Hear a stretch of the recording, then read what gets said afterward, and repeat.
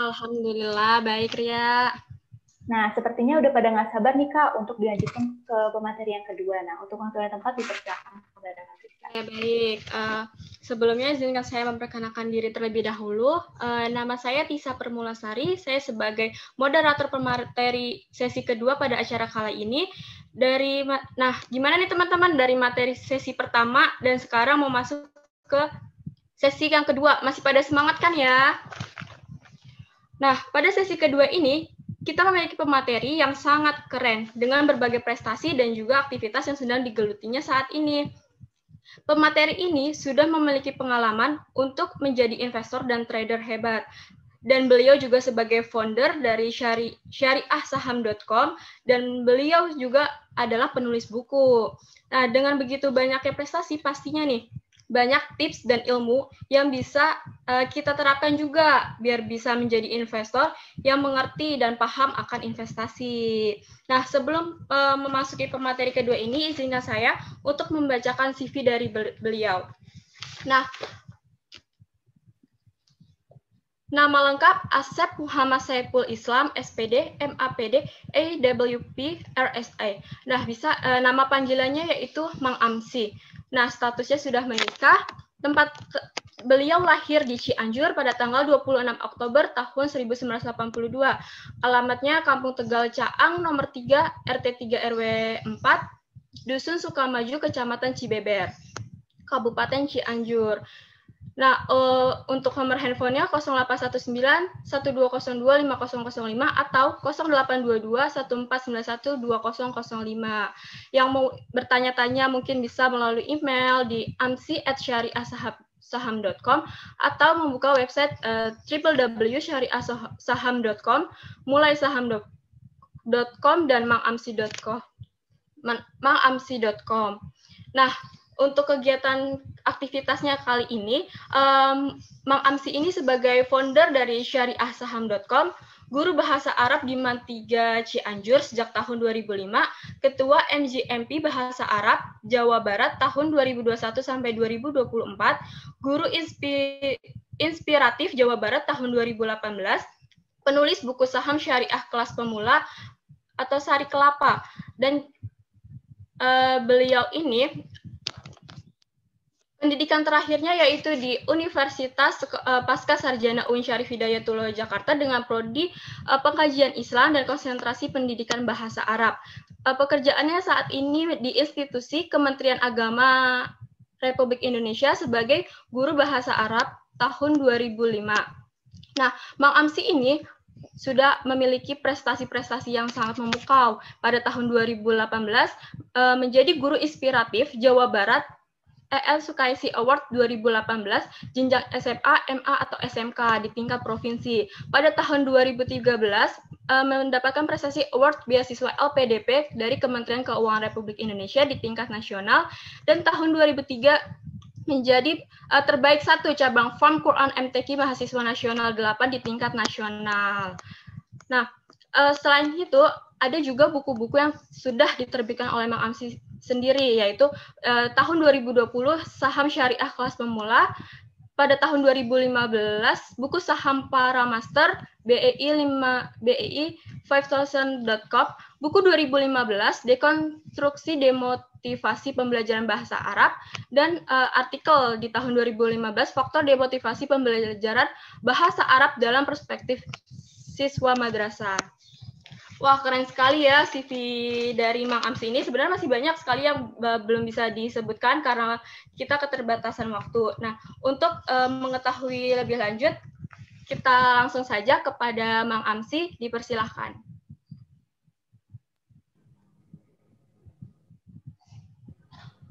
Assalamualaikum warahmatullahi wabarakatuh. Waalaikumsalam warahmatullahi wabarakatuh. Maaf, apakah suara saya jelas? Jelas, Mas. Halo? Ya, sudah jelas, Mang Amsi. Oke, siap. Siap, saya izin share screen ya, sebentar. Saya masih belum bisa. Mungkin harus di co-hostkan dulu.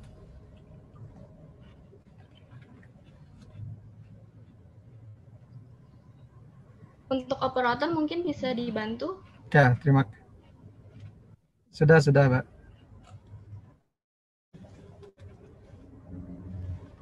Sudah nampak? Sudah nampak. Sudah muncul? Sudah, ya? Sudah, Mang. Siap. Bismillahirrahmanirrahim. Assalamualaikum warahmatullahi wabarakatuh. Bismillah, walhamdulillah, wassalatu wassalamu ala rasulillah wa ala alihi wa sahbihi wa mawala. Terima kasih kepada teman-teman dari Genbi UIN Jakarta yang telah berkenan memberikan kesempatan kepada saya untuk sharing di acara kali ini dengan tema milenial cerdas finansial. Yang terhormat Kang Dery Yusria dari Divisi Pasar Modal Syariah Bursa Efek Indonesia, guru saya, teman saya, partner saya dalam berbagai hal, terutama dalam edukasi pasar modal syariah. Dan kebetulan kita agak janjian, kita sama-sama orang Cianjur. Jadi ini mohon maaf ya panitia kalau misalnya hari ini kita orang Cianjur semua yang isinya. Oke.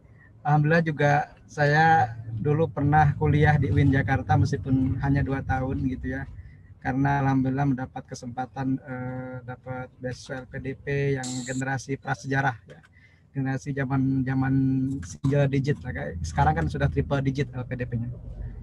Oke, itu perkenalan singkat tadi sudah dijelaskan oleh moderator, jadi mungkin saya tidak terlalu menjelaskan banyak hal. Ini adalah tempat tinggal saya, kemudian ini tempat ngajar saya, dan saya pulang ke sini, saya ngajar di sini kalau sehari-hari lagi aktif ya. Kalau sekarang kan lagi work from home. Ini juga aktivitas di rumah, dekat rumah.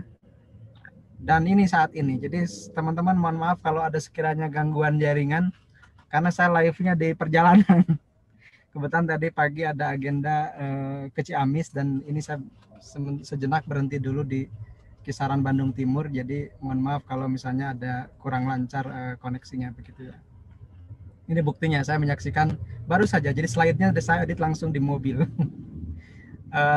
Ini media, kemudian ini sosmed kita di Syariah Saham dan Mang Amsi.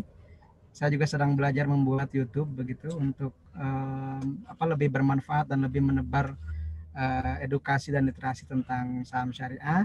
Nah, ini yang ingin saya memberikan sedikit sharing kepada teman-teman atau kepada adik-adik mahasiswa, bahwa betul kata Kang Dery tadi, saya ini mungkin udah masuk di perbatasan milenial begitu ya, karena milenial itu setiap tahun expirednya bertambah, expirednya berkurang gitu. Jadi mungkin sekitar 3 tahun yang lalu saya masih golongan milenial, tapi sekarang mungkin sudah masuk kolonial begitu. Tapi petuah atau quote dari Henry Ford ini yang selalu saya tanamkan ke anak-anak dan juga ke murid-murid saya gitu, bahwa tua dan muda itu bukan masalah usia, tapi tua dan muda itu lebih kepada semangat belajar begitu ya. Jadi siapapun yang berhenti belajar, dia adalah tua gitu. Apakah dia umurnya 20 ataupun 80. Tapi barang siapa yang terus belajar gitu, bukan hanya terlihat muda atau bukan hanya menjadi muda gitu, tapi juga menjadi lebih bermanfaat dan lebih bernilai begitu. Meskipun secara fisik atau secara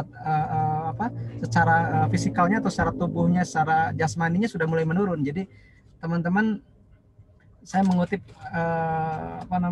sebuah hadis yang diriwayatkan dari Ibnu Abbas gitu. Barang siapa yang terus belajar, apalagi mempelajari Al-Quran, maka dia tidak akan terkena penyakit pikun. Jadi kepikunan, ketuaan itu bukan berasal dari usia, tapi ketuaan itu berasal dari kemalasan kita belajar. Oke, itu nggak ada hubungannya, tapi mudah-mudahan menjadi penyemangat gitu ya. Disclaimer dulu, kalau misalnya dalam penyampaian saya ada disebutkan kode-kode saham atau misalnya itu bukan rekomendasi beli jual, tapi itu hanya informasi saja. Kita mulai dari sini. Jadi struktur usia penduduk kita secara demografis itu memang memiliki potensi yang sangat besar karena didominasi oleh milenial. Di data statistik tahun 2020 kemarin, karena baru melakukan sensus penduduk ya, kita bisa lihat bahwa milenial itu lebih dari 1/4-nya.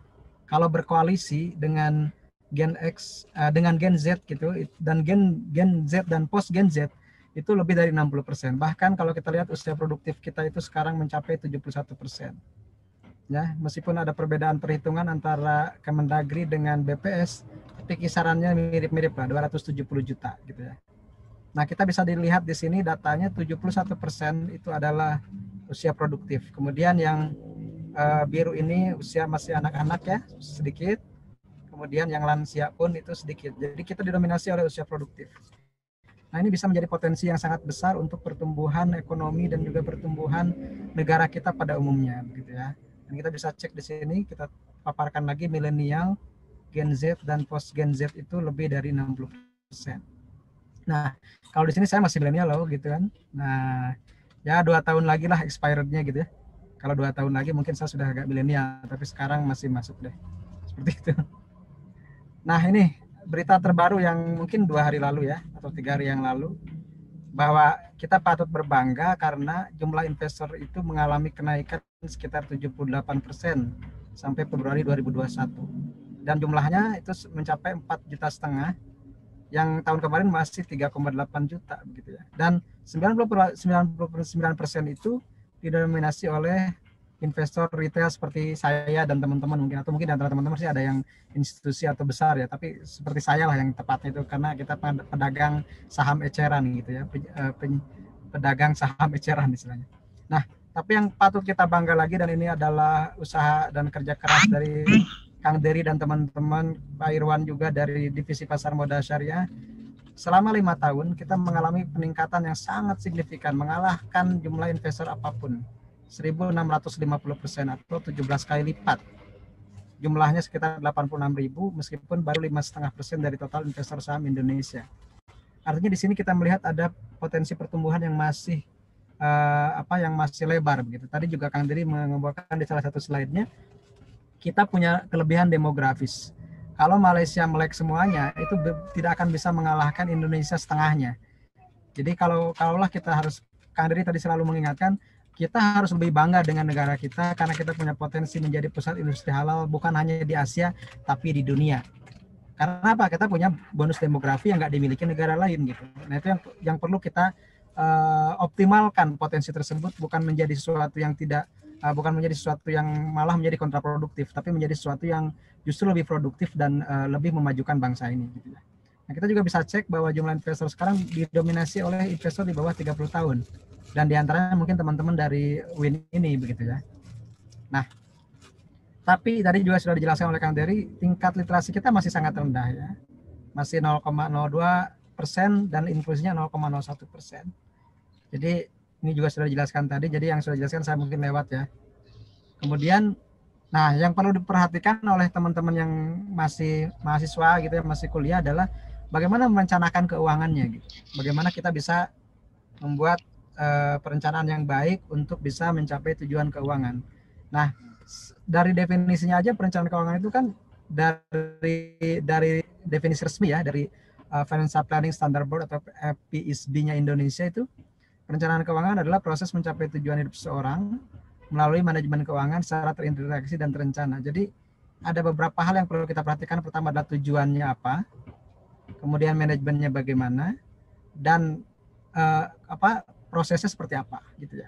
Maka yang dibahas dalam perencanaan keuangan itu meliputi manajemen cash flow atau arus kas, perencanaan investasi, perencanaan risk management atau pengelolaan risiko dan asuransi, perencanaan masa pensiun atau hari tua, perencanaan pajak, dan perencanaan distribusi kekayaan, hibah dan waris. Nah, ini masing-masing ada ilmunya, dan mungkin teman-teman yang di UIN apalagi Fakultas Ekonomi dan Bisnis mungkin sudah mempelajari beberapa hal dari akuntansinya, dari manajemen risikonya dan seterusnya. Dan teman-teman yang tidak memiliki atau bukan belajar di ekonomi pun itu bisa belajar. Contohnya saya tidak punya background di dalam ekonomi gitu. Saya tidak belajar kuliah di ekonomi ya, tidak pernah sebelumnya gitu, tidak belajar ketika saya mahasiswa dulu itu nggak belajar ekonomi. Tapi kita bisa belajar itu secara otodidak atau ikut sertifikasi ya, kursus dan lain-lain. Contoh mungkin tadi moderator membacakan saya memiliki misalnya sertifikasi AWP, itu kan Associate Wealth Planner gitu. Meskipun saya bukan backgroundnya ekonomi, tapi saya bisa ikut sertifikasi sebagai perencana keuangan syariah misalnya. Atau saya juga bisa daftar dan ikut uji kompetensi di Registered Securities Analyst, analis saham terregistrasi, atau analisis media analisis efek media misalnya. Itu karena yang penting kita mau belajar, ada sertifikasinya, kita ikut gitu. Dan saya itu termasuk orang yang tidak pernah mau berhenti belajar gitu teman-teman. Mungkin kalau teman-teman ikuti feed-feed dari Instagram saya kan, kadang saya memperlihatkan saya lagi kursus apa, saya liatin sertifikasi apa. Kadang ilmunya itu di luar kemampuan saya, karena saya mencoba sesuatu yang yang dulu pernah misalnya saya mimpikan tapi belum terlaksana, dan ketika sekarang saya punya modal atau punya sedikit hasil dari investasi atau dari karya yang kita lakukan, ya kita terus mengasah diri. Jadi saya usia sudah tidak muda lagi lah ya, mungkin sudah masuk fase, kalau dalam istilah tasawuf itu sudah masuk prophetic age gitu ya, masa kenabian gitu, usia kenabian. Nah, tapi di situ saya lebih semangat lagi untuk belajar. Kenapa? Karena bisa banyak hal yang kita pelajari dan kita bermanfaat buat banyak orang. Nah, jadi kalau nanti teman-teman ingin merencanakan keuangan, maka yang pertama sekali itu harus mendefinisikan dulu tujuannya apa. Kemudian memeriksa kondisinya bagaimana. Sekarang itu kan istilah check up ya. Kemudian mengumpulkan informasi yang relevan gitu untuk mencapai tujuan tersebut. Kemudian membuat rencana keuangan. Ini mungkin detailnya nanti teman-teman boleh googling lah. Kalau kita kan, kalau di istilahnya di paparan seperti ini mungkin nggak sedetail yang seperti workshop atau yang lainnya. Kemudian melaksanakan rencana yang sudah ditetapkan itu dan direview secara rutin, setahun sekali kah atau setiap bulan, tergantung dari instrumen keuangan atau instrumen investasi yang kita pilih. Nah, ini mungkin ada salah satu tawaran atau salah satu alternatif alokasi dana dari berbagai perencana keuangan. Biasanya seperti ini. Jadi 10% itu untuk amal, untuk karitas, untuk infak, sedekah, zakat, dan wakaf gitu ya.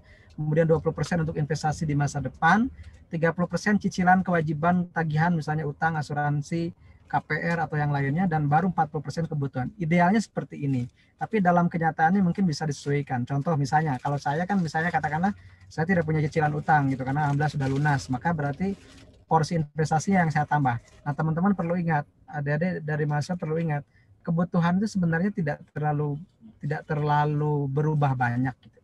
Saya ketika bujangan, kemudian misalnya menikah, anak 1, anak 2, anak 3, sekarang anak 4 begitu. Ya kebutuhan gitu-gitu aja standar gitu ya. Mungkin kalau sekarang pun kalau anaknya sudah stabil di 4 gitu, belum nambah lagi, itu ya sekian aja kebutuhan, itu nggak nambahnya nggak banyak gitu. Mungkin berubahnya ketika ada harga-harga kebutuhan dapur yang kena inflasi. Tapi kan nggak setiap tahun gitu ya, nggak setiap bulan. Jadi beda dengan gaya hidup. Kalau gaya hidup itu per bulan bisa naiknya cepat ya. Mungkin teman-teman juga pernah merasakan. Nah, kalau beli HP udah nggak musim lagi, atau misalnya udah ada seri terbaru lagi, ya maka kan biasanya ingin beli yang baru gitu, ingin beli sesuatu yang lebih up to date gitu.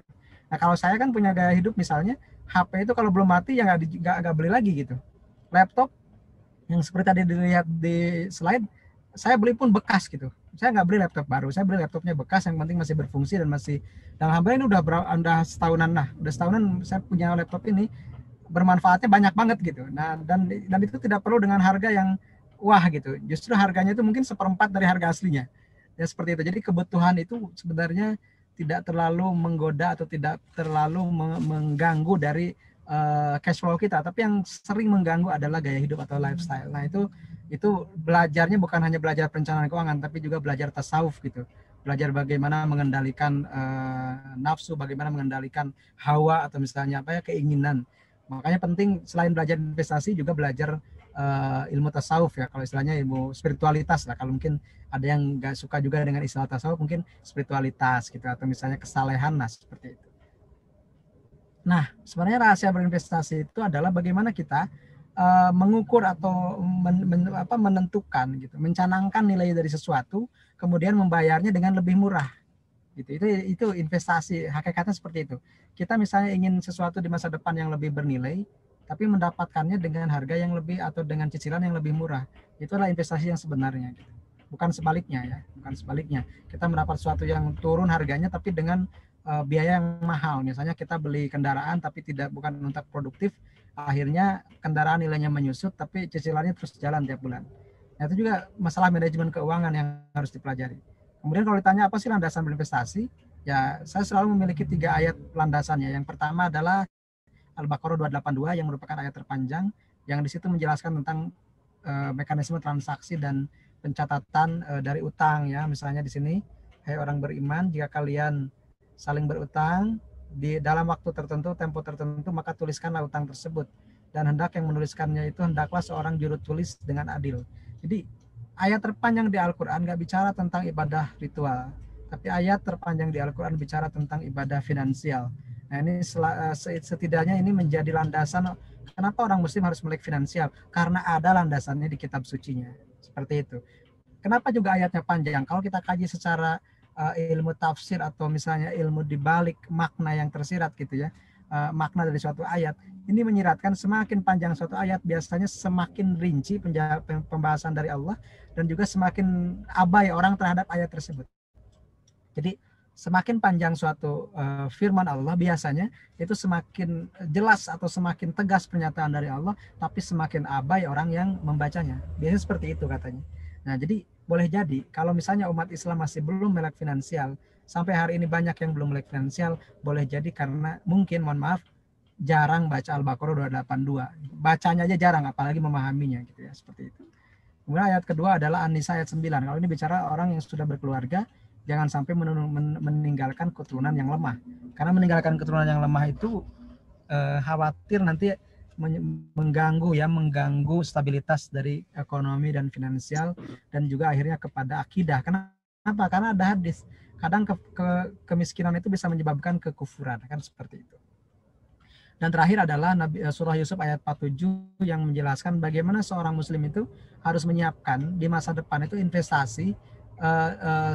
Kalau dulu takwilnya itu lumbung di Mesir waktu itu, ketika menakwilkan mimpi raja 7 sapi gemuk dimakan 7 sapi kurus, itu artinya ada 7 masa panen, 7 masa subur dimakan 7 musim gugur gitu. Kemudian atau 7 masa gemilang dimakan 7 masa malang, 7 masa laris dihabiskan oleh 7 masa krisis. Nah, maka solusinya adalah lumbung waktu itu.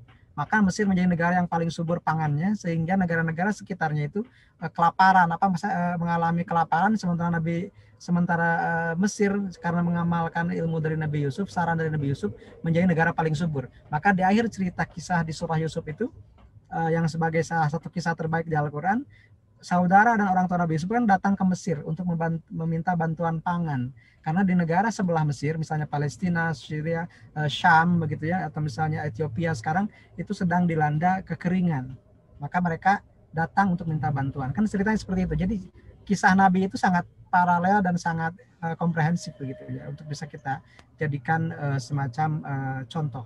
Kemudian ini sudah dibahas oleh Kang Dery tadi, kita wajib berinvestasi karena kita memiliki musuh yang tidak kelihatan, yaitu inflasi. Yang saya yakin kalau orang ekonomi pasti tahu lah, inflasi itu gampang. Kalau saya... Halo? Apakah masih jelas? Masih ya? Masih. Ya, Mang, masih. Siap. Lanjut. Oke. Jadi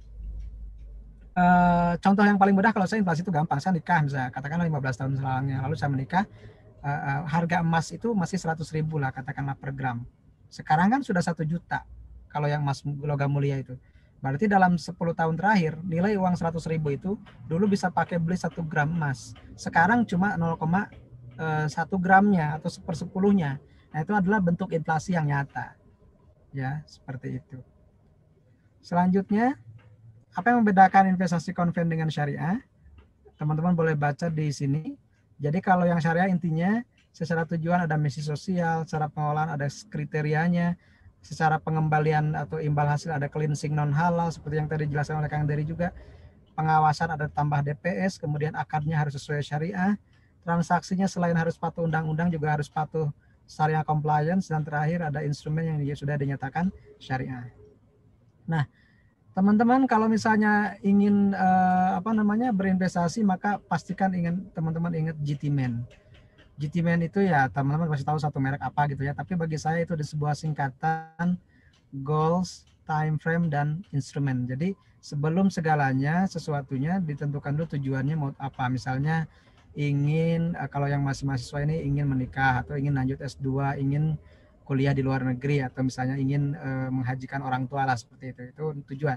Kemudian waktunya berapa lama lagi, 10 tahun lagi, 5 tahun lagi, atau misalnya 2 tahun lagi. Nah setelah ketemu tujuan dengan waktunya, maka tinggal pilih instrumen yang cocok dengan tujuan dan keuangan tersebut. Makanya sebelum teman-teman jangan dulu langsung ke instrumen, misalnya saya ingin investor saham, Mang, Tapi ketika ditanya tujuan nggak bisa jawab. Nah itu boleh jadi nanti akan salah memilih atau keliru memilih instrumen yang harusnya instrumennya yang jangka pendek malah yang jangka panjang, atau instrumennya yang minim risiko malah yang banyak risikonya. Maka yang paling penting bagi teman-teman adalah memulainya sejak dini karena akan berpengaruh kepada asumsi hasil investasi. Silakan dibaca di sini ya. Jadi kalau misalnya ada seorang karyawan menyisihkan 500.000, return rata-rata 15% per tahun, dan dia pensiun di usia 60, semakin dini memulai, semakin besar asumsi hasilnya, dengan catatan dia tidak pernah mengambil hasil investasinya, artinya dia terus tanamkan lagi dan tanamkan lagi. Jadi the power of compounding interest atau kekuatan dari bunga majemuk itulah yang membuat orang bisa kaya berlipat. Warren Buffett butuh puluhan tahun supaya menjadi orang terkaya di dunia gitu ya. Lo Keng Hong juga sama, misalnya ada waktu yang harus ditempuh, maka waktu adalah sahabat utama investasi. Semakin lama kita menyimpan atau semakin lama kita berinvestasi akan potensinya semakin besar. Lalu apa instrumen yang kita bisa pilih? Nah ini teman-teman disesuaikan dengan profil risiko. Apakah logam mulia misalnya? Ini saya kutip dari Zap Finance ya, yang punyanya Mbak Prita Gozi. Atau misalnya sukuk atau surat berharga, atau misalnya saham, atau reksadana. Nah semua terserah dari profil risiko. Sekarang juga ada investasi dunia digital, misalnya peer-to-peer lending, atau misalnya apalagi banyak ya, pinjaman pembiayaan berbasis syariah yang online. Saya juga pernah ikut beberapa dan itu alhamdulillah hasilnya lumayan begitu, di atas sukuk lah. Tapi teman-teman juga harus ada apa risikonya, ada likuiditas, volatilitas, gagal bayar, dan risiko pasar misalnya nggak bisa dijual atau pasarnya misalnya di suspend gitu ya, sahamnya nggak bisa diperjualbelikan dan seterusnya. Nah yang paling penting dari tadi adalah mengenali profil risiko. Kalau saya punya rumus know your risk gitu ya. Kenali risikomu, maka kamu akan mengenal rezekimu. Jadi risk is risk gitu. Your risk is your risk gitu. Risikomu adalah rezekimu. Ya. Semakin teman-teman memahami risiko masing-masing, maka akan semakin mudah mengalokasikan kemana kita akan lebih banyak porsinya. Misalnya kalau teman-teman ternyata tergolong defensif, maka pasar uang yang harus dominan. Kalau teman-teman konservatif, berarti hampir sama semua ya. Kalau moderat, saham mulai boleh banyak. Kalau agresif, ya 70% boleh di saham. Nah, sementara saya sendiri pernah menghitung kemarin alokasi di pasar keuangan saya itu 95% lebih di saham dan sisanya di reksadana, saham juga. Jadi mungkin hampir 100% saya di saham. Jadi kalau saya mungkin kategorinya sudah super agresif gitu ya teman-teman. Nah ini juga sudah dibahas tadi, kita patut bangga dan harus bangga karena kita menjadi negara dengan indeks keuangan syariah terbaik di dunia. Tadi juga Kandri sudah menjelaskan kita 2 tahun berturut-turut menjadi pasar modal terbaik, pasar modal syariah terbaik di dunia. Ketika orang lain pun percaya bahwa pasar modal kita adalah yang terbaik dan returnnya bagus, mau sampai kapan kita menjadi penonton terus dan tidak menjadi yang ambil bagian di situ gitu. Setiap tahun berapa triliun dividen yang dibawa pulang oleh investor asing. Kapan kita sebagai investor dalam negeri, investor di negeri sendiri menikmati itu? Nah, saya bersama Kang Dery sudah memulainya sejak beberapa belas tahun yang lalu gitu ya. Kalau saya pribadi sejak tahun 2007, kemudian lebih menggencarkan lagi edukasinya sejak tahun 2015. Dan itu bagi saya adalah sebuah hal yang menakjubkan gitu. Tahun 2015 menurut data Kasei, jumlah investor saham syariah baru 4.900 orang. Jadi ketika ada syariah saham muncul, komunitas itu yang melek tentang saham syariah itu baru 4.900.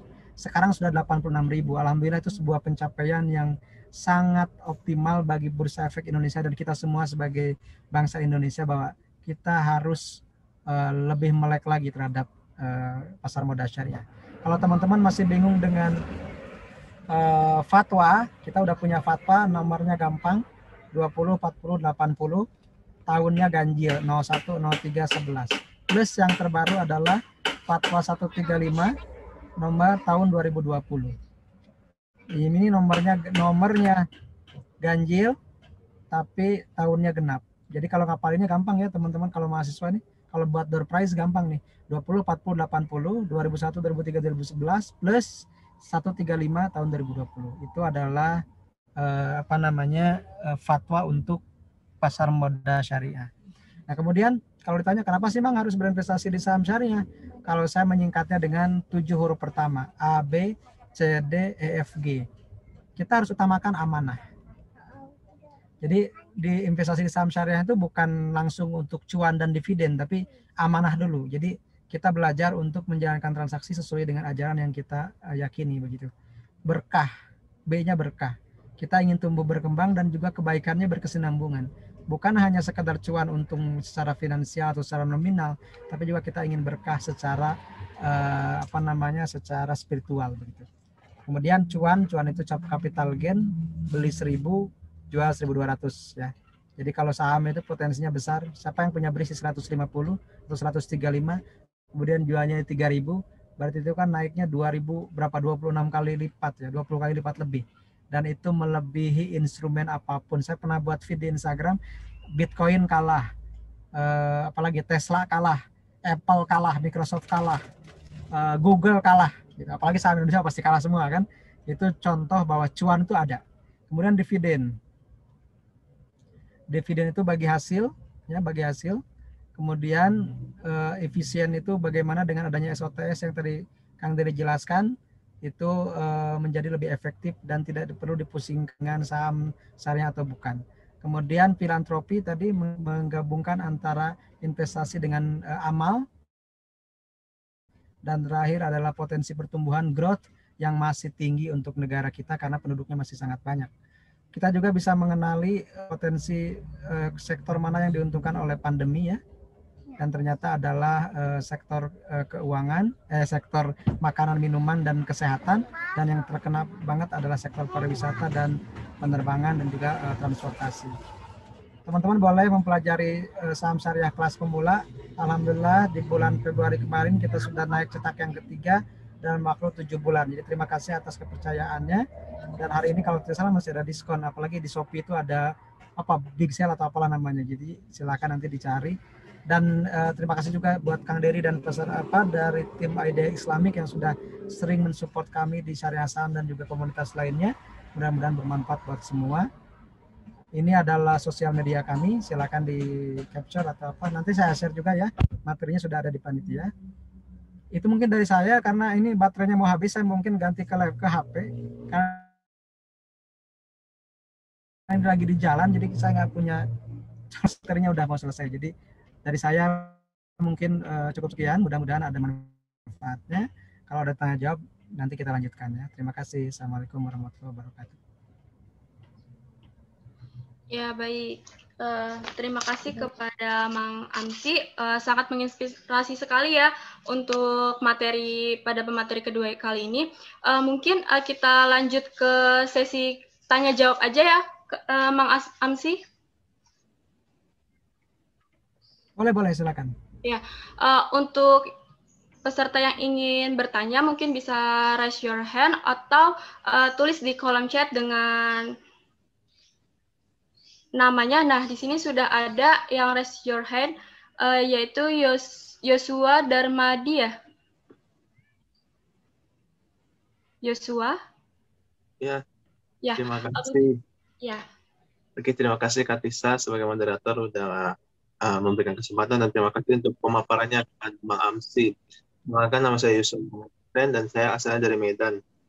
Nah, menarik tadi dari banyak tempat-tempat investasi yang bisa mahasiswa lakukan. Nah, mungkin yang pertama yang paling awam dulu deh, Bang Amsi. Bagaimana sih cara kita untuk bisa tips bisa menjadi investor bijak, mengetahui kita nih masih belum mengerti nih tentang apa itu investasi saham, reksadana secara 100%. Nah, mungkin yang kedua, ada nggak sih referensi mungkin dari Bang Amsi supaya kita bisa lebih paham dan lebih bijak gitu dalam berinvestasi. Dan yang ketiga, bagaimana cara kita tetap memiliki suatu kebiasaan yang baik supaya kita bisa berinvestasi setiap bulannya. Mungkin itu saja sih. Terima kasih.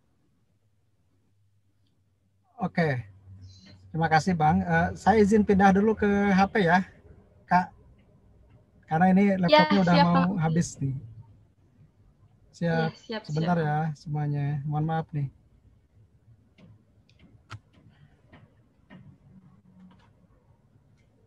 Ya, mungkin masih ada yang ingin bertanya, bisa langsung ketik di kolom chatnya aja atau raise your hand seperti Yosua.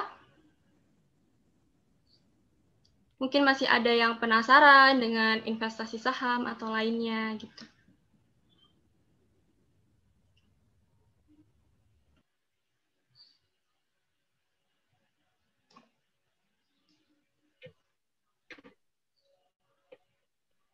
Assalamualaikum. Gimana? Udah masuk belum? Waalaikumsalam. Ya, saya Mang Amsi nih. Ya, ya Mang Amsi sudah. Oke. Sudah Tadi terdengar. siap. Pertanyaannya tadi dari Bang Yosua itu tadi agak putus-putus ya. Karena mungkin di sini lagi kurang bagus koneksinya. Yang pertama tentang apa tadi, Bang? Boleh diulang nggak? Oh ya, Yang boleh, pertama, boleh Bang Amsi. silakan. Yang pertama, Ya, bagaimana mangga. menjadi investor, khususnya kaum milenial gitu, menjadi orang bijak dan baik gitu dalam memilih investasinya, Bang.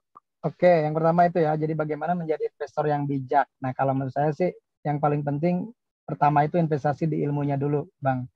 Karena sekarang ini apalagi mohon maaf ya, apalagi di generasi atau di masa-masa corona atau di masa kalau saya menyebutnya the colonial investor ya. Investor-investor kolonial itu kadang langsung ke instrumen gitu. Bukan belajar dulu mindset investasi itu seperti apa. Maka mohon maaf juga banyak misalnya orang yang akhirnya terjebak, kok Mang ini banyak ruginya atau gimana? Karena dari awal dia tidak mempelajari masalahnya, misalnya apa namanya karakteristik dari instrumen investasi itu. Misalnya langsung aja mencebur di saham tanpa tahu risikonya seperti apa. Padahal kan di saham risikonya tinggi misalnya ya. Di saham itu volatilitasnya tinggi. Kemudian apalagi misalnya baru masuk di saham sudah pakai full margin atau full utang dari sekuritas. Akhirnya jadi kena dan akhirnya jadi terlipat apa namanya modal yang asalnya ada pun jadi hilang begitu kan seperti itu. Nah, yang paling penting bagi saya adalah investasi, kalau istilah yang lain investasi leher ke atas, itu investasi di ilmunya dulu sambil jalan. Maka saya menyarankan kalaulah misalnya ingin di saham, kalau ingin di saham pun mulailah dari yang kecil, misalnya 100.000 minimal buka akun kan ada yang suka ada promosi 100.000. Nah, 100.000 itu habiskan untuk mengenali berbagai fitur di online trading tersebut. Misalnya cara belinya gimana, cara jualnya bagaimana, kemudian juga cara menarik uang bagaimana, cara menyetor uang bagaimana. Nah, setelah nanti sudah terbiasa dengan apa namanya dengan karakteristik masing-masing instrumen, reksadana seperti apa, sukuk seperti apa. Nah, baru mulai dengan hal yang sedikit dan nanti seiring perjalanan waktu, Bang Yosua, nanti juga akan ada kebijakan tersendiri. Misalnya kita pernah rugi karena mengambil posisi seperti ini, maka kita tidak akan mengulangi dari hal yang sama atau meminimalisir hal yang sama. Nah, seperti itu. Dan itu biasanya seiring dengan waktu akan muncul kebijakan tersebut. Jadi yang langkah pertama adalah pelajari ilmunya dulu, coba dengan hal yang kecil dan setelah itu biasa. Mungkin itu, Kang. Bang.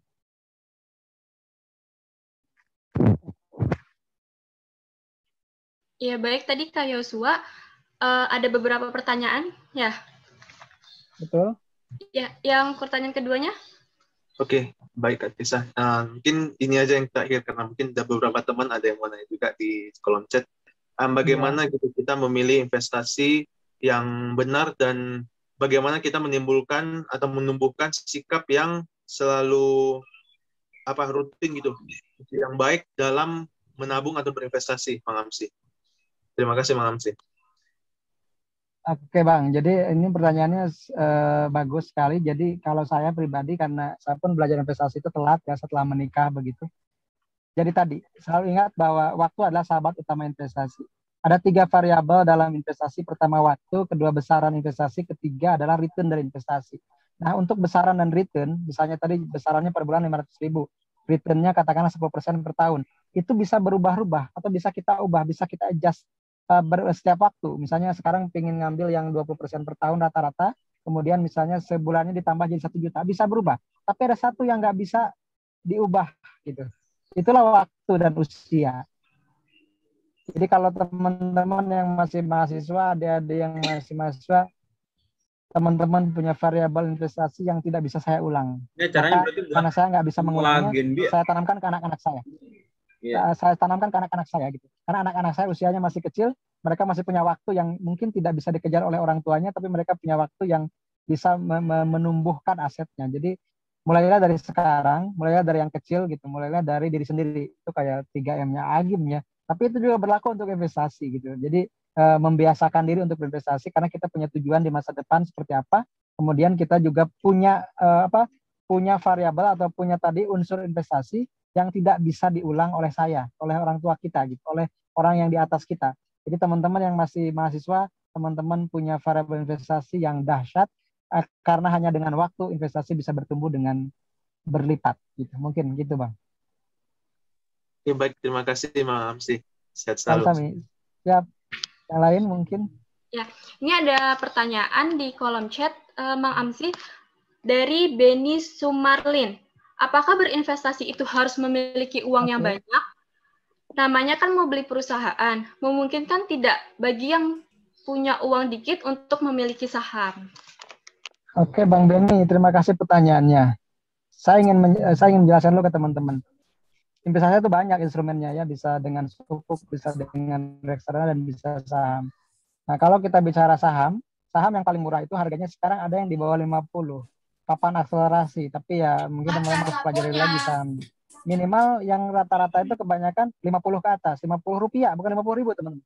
Jadi dengan seharga saham 50 rupiah, berarti karena kita beli saham minimal satu lot itu 100 lembar, berarti modal minimal saham itu 5.000 rupiah.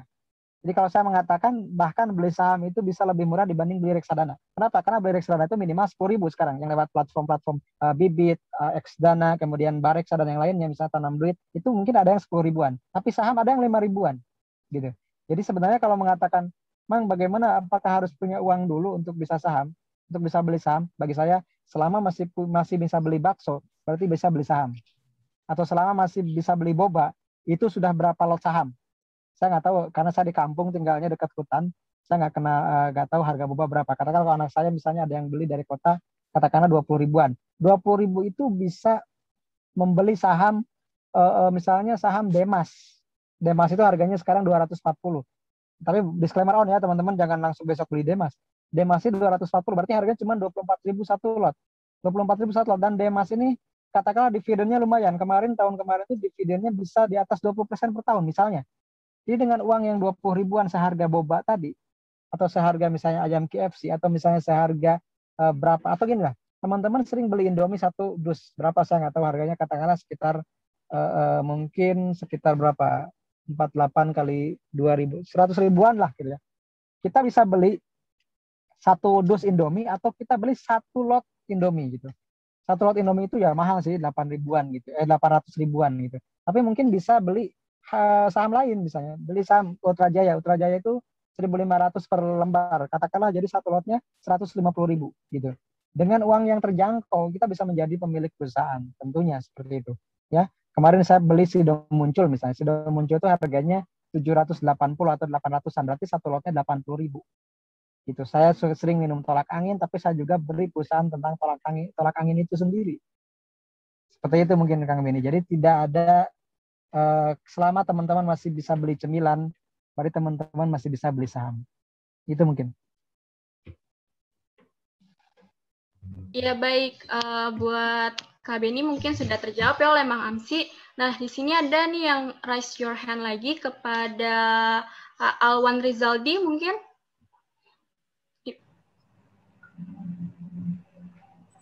Halo Kak Alwan. Ya, halo. Ya. Silakan. Mang Amsi, izin bertanya Mang Amsi.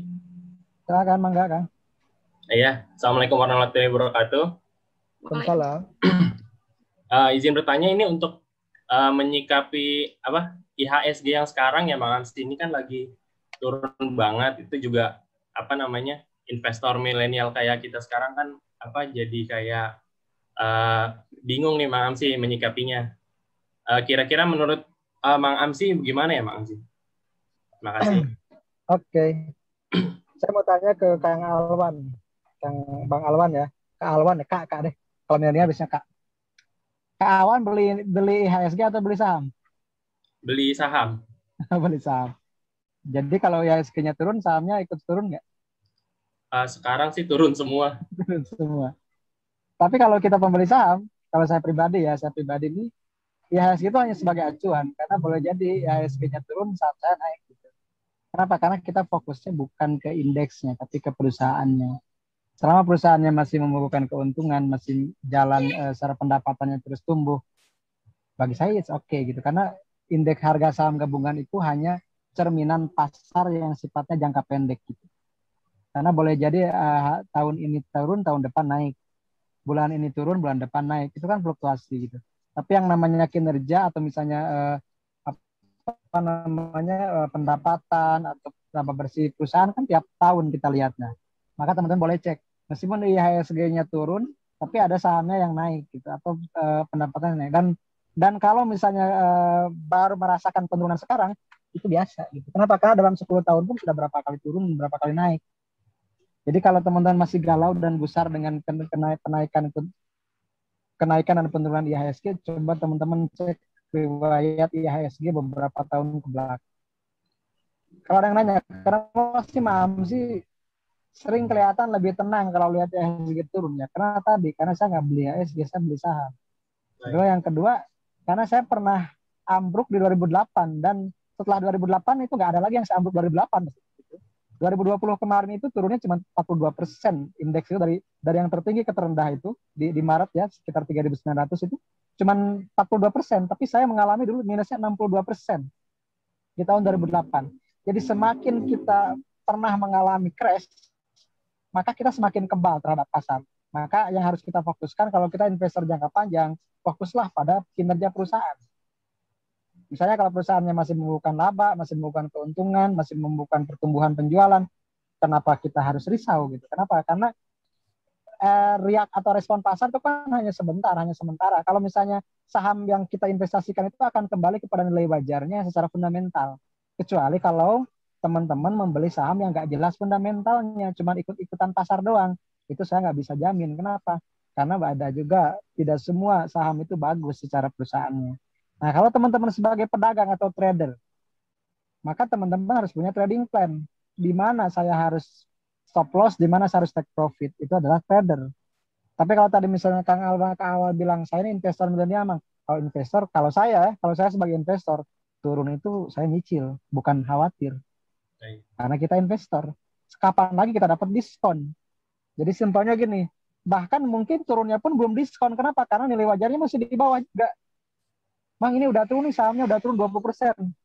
Ya, tapi nilai wajarnya masih bisa turun ke 40% di bawah loh. Seperti itu. Maka sekali lagi, jangan beli saham kata orang. Ya, tapi beli saham karena kita sendiri sudah memahami saham itu kinerjanya seperti apa. Maka betapapun banyak orang yang menggiring ke saham tersebut, kita nggak akan tertarik karena saham ini tanda kutip kurang baik untuk kesehatan finansial dan jantung kita. Itu mungkin, Kak. Baik, makasih. Baik, sudah terjawab ya Kak Alwan Rizaldi dari Mang Amsi. Iya, terima kasih Mang Amsi. Sami-sami, ya. Ya, ini ada pertanyaan lagi Mang Amsi, mungkin dari pertanyaan dari Kak Zair dari Genbi UIN Jakarta dengan Kak Manda bisa disatukan ini. Nah, pertanyaannya yaitu saham syariah yang bagus untuk jangka panjang itu kriterianya seperti apa, dan kira-kira sektor apa yang paling menjanjikan di saham syariah, serta pertimbangannya sebelum membeli saham syariah, gitu Mang Amsi. Oke, menarik nih ceritanya. Jadi saya mungkin nggak lagi buka laptop ya, maksudnya nggak ada ini karena mati laptopnya. Tapi saya bisa jelaskan kalau teman-teman ingin berinvestasi untuk jangka panjang, saya lebih menyarankan saham-saham consumer goods atau saham-saham makanan minuman, saham-saham farmasi begitu. Kenapa? Karena itu adalah saham-saham yang defensif. Artinya naiknya nggak sebombastis ANTM, TINS, Beris gitu, nggak gitu ya. Nggak. Mungkin kalau investor kolonial nggak menarik deh gitu. Tapi dalam jangka panjang itu akan membukukan keuntungan atau compounding interest-nya CAGR atau compounded annual growth rate atau laju pertumbuhan majemuk rata-rata bisa di atas yang belingsatan tadi. Kan ada saham itu ada yang tipikalnya bertumbuh secara konstan, ada yang fluktuatif tapi emang fantastis gitu. Jadi teman-teman jangan tergiur ini saham ABC naik memang 200%. Iya, tapi dia sudah turun 400% dari yang tertingginya. Kalau menurut saya itu nggak cocok buat invest. Cocoknya buat trading aja. Nah, kalau ditanya buat 5 tahun ke depan, teman-teman boleh cek deh video YouTube saya yang ngebahas tentang saham-saham consumer goods. Saya pernah ngebahas dari sisi rata-rata pertumbuhan selama 10 tahun terakhir.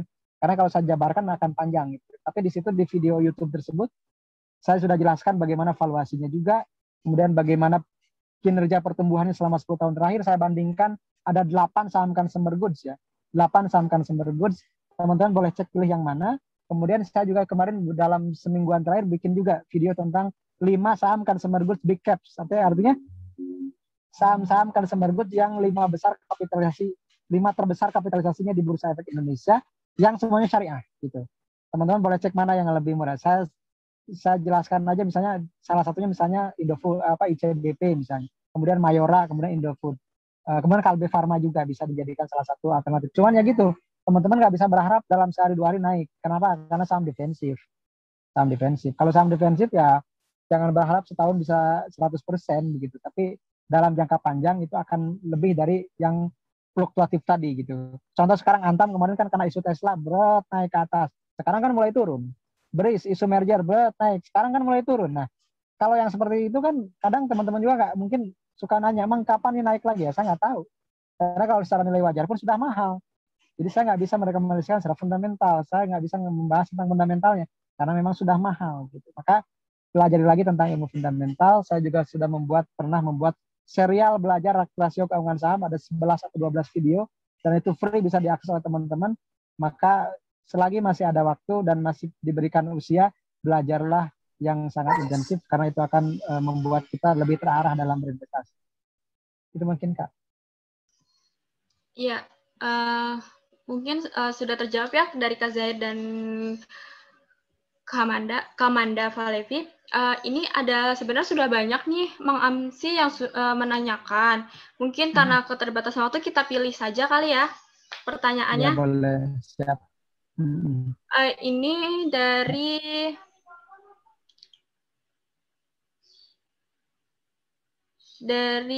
Kak Manda lagi. Assalamualaikum, izin bertanya, bagaimana batasan yang dimaksud dengan goror ketika merujuk ke fatwa DSN MUI nomor 80 mengenai bagaimana perilaku atau keadaan yang termasuk ke dalam goror? Kemudian perbedaan seseorang ketika melakukan investasi atau spekulasi, apakah dari jangka waktunya ataukah dari objeknya? Oke, terima kasih pertanyaannya. Jadi dari Kak Amanda ya. Iya. Nah, setahu saya goror itu kan spekulasi ya, nama lainnya gitu. Dan menurut saya, ini secara pribadi ya, goror itu akan diminimalisir ketika kita sudah mengetahui saham itu apa. Kemudian misalnya gini, ada TLKM, oh langsung terbayang. TLKM itu saham telekomunikasi Indonesia Persero, harganya sekitar 3 ribuan, kemudian dia termasuk saham syariah. Ketika kita sudah mengetahui itu sudah minimal sudah menghilangkan goror. Karena kalau goror itu lebih ke bagaimana kita asal beli aja gitu, nggak tahu di sahamnya apa, yang penting asal beli. Tapi kalau kita udah mulai sedikit, saya beli Telkom karena Telkom ini saham telekomunikasi, kemudian dia harganya di sekian, saya akan jual di sekian, itu adalah menghilangkan goror atau spekulasi. Kalau masalah untuk rugi kan biasa, yang wama tadrim nafsun mazat taksibu ghadan di surah Luqman ayat 34. Tidak ada satu orang pun yang bisa mengetahui besok itu dia akan untung atau rugi, dia akan berusaha apa, dia akan memiliki pekerjaan seperti profesinya seperti apa, kan nggak pernah tahu gitu. Jadi risiko itu selalu ada gitu dalam setiap bisnis, bahkan tidak melakukan apapun ada risikonya. Jadi yang penting adalah bagaimana minimalisir risiko tersebut dengan ilmu yang kita miliki. Kalau sudah punya ilmu dan ada pengetahuan masih terkena risiko, ya itu namanya takdir, dan kita juga di situ harus menerima, kan seperti itu ya. Nah, kemudian ada yang pertanyaan berikutnya, apakah dari jangka waktunya atau objeknya yang terkait dengan investasi dan spekulasi? Bukan. Sebenarnya yang terkait dengan investasi dan spekulasi itu lebih kepada tadi. Kalau kita tidak mengetahui tentang instrumen yang kita miliki atau instrumen yang kita transaksikan, itu termasuk goror atau spekulasi. Tapi kalau kita tahu, maka di situ sebenarnya tidak ada batas waktu. Misalnya gini, kalau kata Kang Dery yang sering saya dengar adalah BPJS, beli pagi jual sore, itu boleh gitu. Kenapa? Karena yang namanya menjual itu tidak ada batas waktu, harus berapa hari dia pegang. Kenapa? Karena kalau sudah kita beli, itu sudah menjadi milik kita secara qabad hukmi. Jadi kita bebas kapan belinya. Misalnya, ini udah naik mang 5% atau udah naik mang 2%. Saya cuma butuh 1% sih hari ini, ya itu boleh-boleh saja. Karena tidak semua orang bisa jadi investor gitu. Misalnya menahan atau nabung tiap bulan, tapi ada juga teman-teman yang pedagang. Artinya beli pagi, jual sore, beli minggu ini, jual minggu depan, itu nggak masalah. Yang terpenting akarnya sudah jual beli. Akarnya bukan judi. Ya sekali lagi bukan judi. Yang menjadi judi itu mentalnya ya. Kadang yang menjadi judi itu mentalnya, bukan akarnya. Akarnya tetap jual beli. Bahkan yang bermental judi pun ketika masuk bursa efek ya akarnya jual beli gitu. Akarnya buy dan sell, nggak ada bet di situ. Misalnya bertaruh berapa, nggak ada. Jadi semuanya adalah tetap jual beli dan semuanya adalah ada akarnya dan diperbolehkan secara syariah menurut fatwa-fatwa yang sudah berlaku di Indonesia. Mungkin itu Kak. Ya baik, sudah terjawab ya Kak. Eh, Mungkin untuk itu kita masih ada beberapa menit lagi nih, Mang Amsi. Ada pertanyaan dari Kajihan Fadilah dari Politeknik Bisnis dan Pasar Modal. Izin bertanya, kalau investor yang memilih jangka panjang, apa saja yang penting untuk dilihat selain PER dan PBV-nya, Kak? Oke, pertanyaan menarik dan bagus. Ya.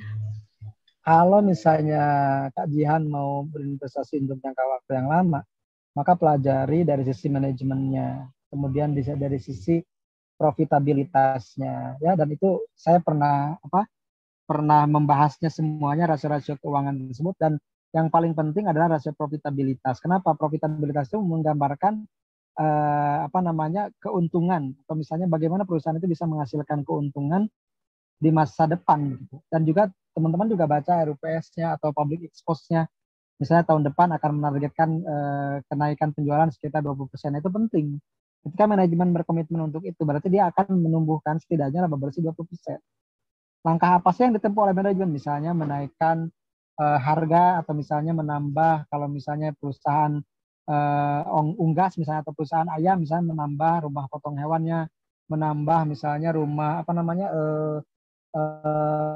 tempat peternakannya itu misalnya, atau misalnya pabrik Ultra Jaya misalnya menambah, saya kayak sekarang lagi ngebangun dairy-nya di Brastagi di Sumatera Utara. Nah itu kan ekspansi, itu perlu kita lihat sebagai komitmen perusahaan untuk menumbuhkan aset dan labanya. Jadi bagi saya profitabilitas itu penting. Profitabilitas itu dihitung dari return on equity, net profit margin, operating profit margin, net gross profit margin itu ya, dan return on asset. Jadi kalau itunya menarik, rasio profitabilitasnya, maka saham tersebut bisa dikoleksi. Maka misalnya kenapa sih Unilever itu meskipun mahal tetap diburu? Karena Unilever ini rasio profitabilitasnya sangat menarik. Contohnya, return on equity-nya di atas 100% rata-rata per tahun. Jadi dengan modal 1 juta, dia bisa menghasilkan 2 juta. Itu mungkin cuma satu-satunya saham syariah yang ROE-nya di atas 100%. Dan itu kenapa meskipun mahal tetap diburu gitu. Kalau turun dikit ada yang jual, ada yang beli lagi, naik lagi, dan seterusnya. Karena memang sahamnya bagus. Nah, saham bagus itu belum tentu naik, teman-teman. Jadi bedakan antara saham naik dengan saham bagus. Saham bagus belum tentu naik dalam jangka pendek. Tapi dalam jangka panjang dia bisa menjadi tabungan kita. Kalaupun turun, maka suatu ketika dia akan naik dan kembali ke nilai wajarnya. Tinggal bersabarnya saja. Seperti itu. Iya, baik. Mungkin satu pertanyaan lagi ya, Mang Amsi. Ini pertanyaan. Silakan, boleh. Ini sebenarnya mewakili semua yang masih pemula. Untuk Mang Amsi, kasih solusi dong, Kak, biar cepat nikah bermodalkan investasi di pasar modal. Langkah apa saja sih yang harus dilakukan, gitu, Pak? Untuk pemula-pemula nih, untuk semuanya mungkin bisa. Oke.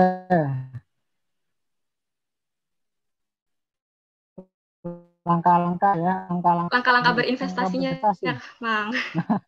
Kalau langkah-langkah menikah pastinya harus cari calonnya dulu gitu ya. Karena kalaupun kita sudahnya mahar atau sudah investasi, kalau nggak ada calon, nggak ada juga nikahnya.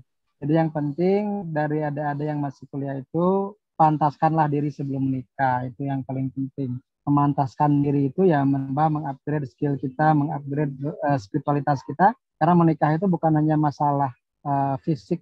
Kalau di Sunda itu bukan masalah fisik, pesak dan pasuk saja begitu ya. Tapi ya harus juga spiritualitasnya bagus. Bagaimana kita bisa memanage. Sekarang kan kita banyak cerita, ada banyak pelakor lah, atau misalnya ada suami yang bunuh istri, nauzubillah gitu. Karena tadi ya, meskipun mereka matang secara finansial, tapi ternyata belum matang secara emosional dan spiritual. Itu jauh lebih penting. Nah, terkait dengan investasi, maka saya nggak bisa menyarankan. Kenapa? Karena saya tidak tahu berapa tahun lagi menikahnya. Jadi yang terpenting dari saya hanya langkah-langkahnya itu adalah GT Men. Goal, time, instrument. Goalnya udah jelas nih, mau nikah. Nah, pertanyaan kedua, time frame-nya berapa lama lagi? Katakanlah misalnya Kak Tisa berapa tahun lagi nikah? Rencana. Ya, iya. Misalnya 2 atau 3 atau 5 misalnya kan. Beda-beda kan tiap orang ya. Beda-beda, ada yang mungkin 10 tahun lagi, Mang. Oh, nggak apa-apa. Ada yang, ya Mang 20 tahun lagi deh. Misalnya 2 tahun nih ada Kak Maulana nih 2 tahun lagi, maka saya tidak menyarankan di saham. Kenapa? Karena 2 tahun itu jangka pendek. Maka mungkin paling bisa pun simpennya di reksadana. Reksadananya pendapatan tetap. Kalau setahun kurang, bahkan reksadana pasar uang syariah. Makanya tabungan kurban itu saya sering sarankannya di reksadana pasar uang syariah. Kenapa? Karena kurang dari setahun akan ditarik. Jadi teman-teman jangan, gini ya, saya memberikan saran nih buat adik-adik dari teman-teman mahasiswa nih, jangan gadaikan sesuatu yang tidak pasti gitu. Jadi gini, nikah itu katakanlah udah takdir yang pasti, katakan nikahnya mau 2 tahun lagi udah direncanakan nih, udah fix lah 2 tahun lagi udah kehitung. Sementara instrumennya itu saham, saham itu fluktuatif. Jadi jangan sampai kita menanam investasi yang fluktuatif untuk sesuatu yang pasti akan jomplang nantinya. Maka saya sangat miris kalau ada orang yang invest saham pakai pinjaman online, invest saham pakai apalagi pakai pinjaman gitu, pakai kartu kredit, itu sangat berbahaya kalau menurut saya. Kenapa? Karena yang namanya pinjaman online atau kartu kredit kan bayarnya fix, tapi saham itu returnnya nggak fix. Jadi kita akhirnya jomplang. Nah maka yang paling penting oleh teman-teman tentukan adalah tadi tujuan, kemudian waktunya berapa lama. Karena waktu itu yang akhirnya menentukan instrumen apa yang cocok. Kalau setahun kurang, reksadana pasar uang syariah, 1-3 reksadana pendapatan tetap, 3-5 reksadana campuran, di atas 5 baru boleh saham. Kalau menurut saya seperti itu. Ya, baik Mang Amsi. Ini sebenarnya masih banyak nih pertanyaan yang belum terjawab, tapi karena di waktunya sudah habis, mungkin saya langsung closing statement aja. Sebagai generasi muda, kita harus punya rencana untuk tujuan hidup yang lebih baik. Perencanaan bisa dari manajemen kas, berinvestasi, atau resiko. Dengan perencanaan, maka kita bisa mengetahui tujuan hidup di masa yang akan mendatang. Untuk investasi, harus bisa memikirkan tujuannya, waktu untuk mencapai tujuan tersebut, dan mencari instrumen beserta risiko-risikonya yang dapat mencapai tujuan tersebut. Investor yang bijak adalah investor yang memiliki pengetahuan. Jadi, kita harus menggali pengetahuan sedalam-dalamnya agar menjadi investor yang bijak. Nah, baik, mungkin cukup sekian dari saya, pamit undur diri, dan saya kembalikan kepada Master of Ceremony, kepada Ria, dipersilakan. Baik, terima kasih ya Mang Amsi. Sama-sama. Sama-sama semuanya. Bisa selaku moderator kedua. Dan selanjutnya akan ada penyerahan sertifikat nih untuk Kang Dery dan Mang Amsi yang akan dipandu oleh operator. Nah, mungkin yang pertama untuk Kang Dery terlebih dahulu, operator boleh dibantu untuk ditampilkan e-sertifikatnya.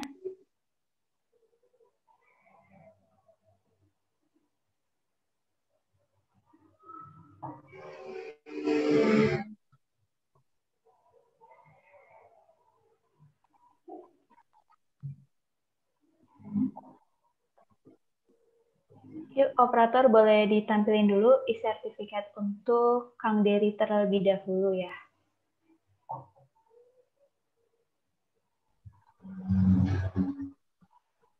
Ya, ini dia untuk e-sertifikat sebagai penyerahan simbolis kepada Kang Dery. Nanti boleh di screenshot terlebih dahulu ya, operator ya.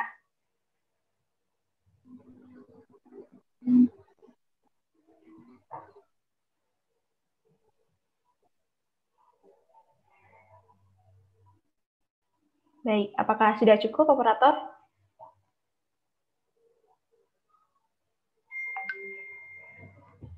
Sudah ya? Oke, selanjutnya untuk penyerahan e-sertifikat untuk kepada Mang Amsi nih. Yuk, operator boleh ditampilin e-sertifikatnya.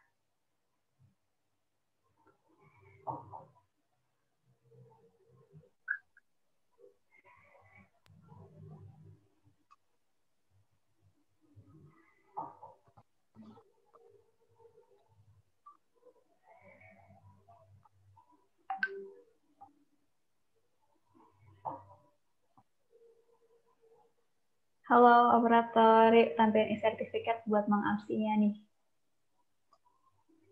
Dan bantu di spotlight juga Mang Amsinya ya, nanti di screenshot juga.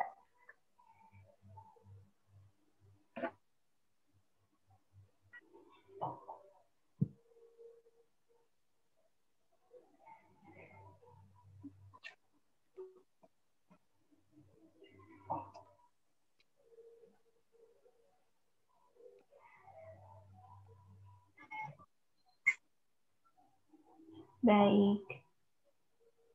Nah, ini dia sertifikat penyerahan untuk mengamsi sebagai bukti simbolis. Boleh di-screenshot terlebih dahulu ya, operator ya. Oke, sepertinya sudah cukup. Selanjutnya, kita akan mengadakan sesi foto bersama kembali nih bersama dua pemateri kita. Mohon untuk teman-teman mengaktifkan kameranya ya.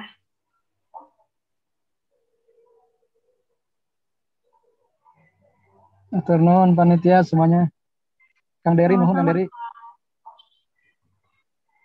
Oke, berhubung di sini ada 6 slide, maka akan diklik hingga 6 kali ya. Nah, untuk slide pertama terlebih dahulu nih, teman-teman. Saya hitung dalam hitungan ketiga ya. 1, 2, 3. Oke, cukup. Untuk slide yang selanjutnya, saya hitung dalam hitungan ketiga. 1, 2, 3. Oke, untuk slide selanjutnya, yuk di open kameranya dan disiapkan senyum terbaiknya nih. Saya hitung dalam hitungan ketiga lagi. 1, 2, 3. Baik, sudah cukup sepertinya. Terima kasih ya kepada teman-teman yang telah berpartisipasi aktif dan interaktif selama Genbi diskusi ini berlangsung. Semoga materi yang disampaikan dapat bermanfaat bagi kita semua. Dan semoga kita masih dapat bertemu di acara Genbi diskusi lainnya nanti bersama tema-tema yang lainnya. Nah, selanjutnya akan ada pembaca doa penutup nih oleh Saudara Muhammad Zaki. Kepadanya kami persilakan. Tes, sudah masuk, Pria, suaranya? Iya, sudah masuk. Baik, Assalamualaikum warahmatullahi wabarakatuh. Waalaikumsalam. Baik, sebelum kita sudahi acara pada hari ini, mari sama-sama kita berdoa, memohon kepada Tuhan Yang Maha Kuasa, semoga apa yang telah kita pelajari, apa yang telah kita diskusikan pada hari ini dapat bermanfaat bagi kita semuanya. Kemudian kita juga memohon berdoa agar senantiasa diberikan kesehatan, keselamatan, kebahagiaan, serta kekuatan dalam menghadapi berbagai macam persoalan di dalam kehidupan. Juga sama-sama kita berdoa meminta kepada Tuhan Yang Maha Kuasa agar negara kita Indonesia senantiasa dalam keadaan aman, damai, rukun, dan sejahtera. Amin, amin, ya rabbal alamin. Allahumma sholli wa sallim wa barik ala sayyidina Muhammad sayyidil awwalin wal akhirin wa sallim radhiyallahu tabaraka an kulli sahabati Rasulillahi ajmain. Bismillahirrahmanirrahim. Alhamdulillahirabbil alamin hamdan syakirin hamdan na'imin hamdan yuwafi ni'amahu wa yukafi'u mazidah. Ya Rabbana lakal hamdu kama yanbaghi li jalali wajhikal karim wa azimi sultanik. Allahumma ighfir lana wa liwalidina warhamhuma kama rabbawna shighara. Allahumma ighfir lil mu'minina wal mu'minat wal muslimina wal muslimat al ahya'i minhum wal amwat. Allahumma arinal haqqa haqqa warzuqna ittiba'ah wa arinal batila batila warzuqna ijtinabah. Allahumma inna nas'aluka minal khairi kullihi ajilihi wa ajilihi ma 'alimna minhu wa ma lam na'lam wa na'udzubika minasyarri kullihi ajilihi wa ajilihi ma 'alimna minhu wa ma lam na'lam. Allahumma inna nas'aluka al-'afwa wal 'afiyah wassalamata fid dini wad dunya wal akhirah. Allahumma inna nas'aluka ilman nafi'a wa rizqan halalan tayyiban mubarakah wa amalan mutaqabbala. Allahumma inna na'udzubika minal hammi wal hazan wa na'udzubika minal ajzi wal kasal wa na'udzubika minal jubni wal bukh wa na'udzubika min ghalabatid daini wa qahri rijal. Allahumma dafa' 'annal ghala wal bala wal waba wal fahsya wal munkar was-suyuf مختلفة والشدائد والمهان ما ظهر منها وما بطن من بلدنا إندونيسيا خاصة ومن بلدان المسلمين عامة. اللهم أصلح لنا ديننا الذي هو عصمة أمرنا وأصلح لنا دنيانا التي فيها معاشنا وأصلح لنا آخرتنا التي فيها معادنا واجعل الحياة زيادة لنا في كل خير واجعل الموت راحة لنا من كل شر. ربنا اغفر لنا ولإخواننا الذين سبقونا بالإيمان ولا تجعل في قلوبنا غلا للذين آمنوا ربنا إنك رؤوف رحيم. ربنا آتنا في الدنيا حسنة وفي الآخرة حسنة وقنا عذاب النار وصلى الله على سيدنا محمد وعلى آله وصحبه وبارك وسلم سبحان ربك رب العزة عما يصفون وسلام على المرسلين والحمد لله رب العالمين. Terima kasih. Wassalamualaikum warahmatullahi wabarakatuh. Waalaikumsalam warahmatullahi wabarakatuh. Terima kasih Saudara Zaki atas penutupan doanya. Dan Alhamdulillah kita sudah berada di penghujung acara Gen B Diskusi pada hari ini. Terima kasih kepada pemateri dan teman-teman semua yang telah berpartisipasi aktif dan interaktif selama acara berlangsung. Semoga ilmu yang disampaikan dapat bermanfaat bagi kita semua. Dan jangan lupa pantengin terus sosial media IG Gen B UIN Jakarta supaya tidak ketinggalan event-event lainnya. Dan acara Gen B Diskusi ini didukung oleh beberapa media partner kita, diantaranya yaitu Ilalang Agribisnis Jurnalistik, lalu Dema Fakultas Ilmu Tarbiyah dan Keguruan, dan didukung oleh Dema Fakultas Ekonomi dan Bisnis, Galeri Investasi Syariah, dan seputar.info.id. Nah, bagi teman-teman juga nih yang mungkin belum memiliki akun rekening saham, nanti bisa dibantu untuk dibuatkan proses akun rekening saham bersama Galeri Investasi Syariah, yang mana untuk kontak personnya yaitu sudah tertera pada pamflet acara Gen B Diskusi, dengan atas nama Amelia Rizka Putri. Atau nanti jika teman-teman mungkin ada pertanyaan lagi kepada pemateri, boleh diajukan melalui sosial media Kang Dery dan Mang Aksi ya. Saya selaku MC pamit undur diri, mohon maaf apabila ada kata-kata yang kurang berkenan. Sampai jumpa di Gen B Diskusi lainnya. Wassalamualaikum warahmatullahi wabarakatuh. Selamat siang semuanya. Waalaikumsalam.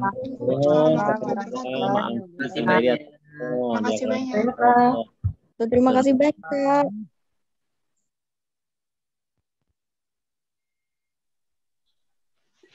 Nuhun semuanya, saya berangkat lagi ya. Terima kasih Mang Amsi. Terima kasih banyak Mang Amsi. Hati-hati di jalan Mang. Siap, nuhun bisa. Terima kasih Mang Dery. Waalaikumsalam.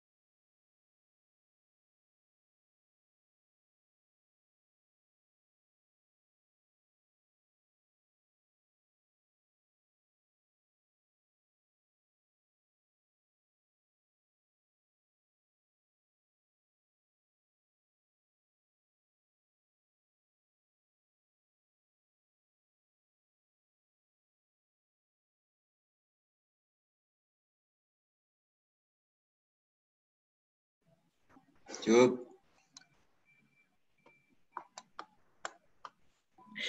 Kau ucap itu kenapa setengah? Masih megang. Kenapa Jack? Masih megang bis.